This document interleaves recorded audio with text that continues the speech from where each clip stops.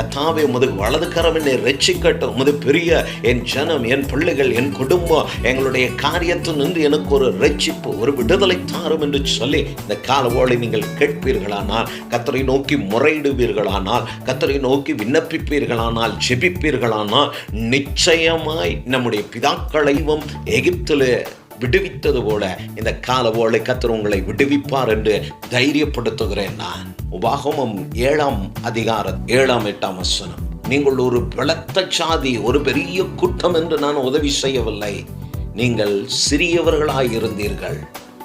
ஆனால் உங்கள் பிதாக்களுக்கு ஆணை நிறைவேற்ற வேண்டும் என்று, உங்கள் பிதாக்களுக்கு நான் கொடுத்த வாக்கை நிறைவேற்ற வேண்டும் என்று இந்த காலவோளை கர்த்தர் உங்களை விடுவிக்க, உங்களை கஷ்டப்படுத்துகிற, போராடுகிற போராட்டத்தினின்று உங்களை அந்த அடிமைத்தன வீடாகிய எகிப்து நின்றும் ராஜாவாகிய பார்வோனுடைய கைக்கும் மீட்டு கொண்ட அந்த கரம் இன்னும் குறுகி போகவில்லை.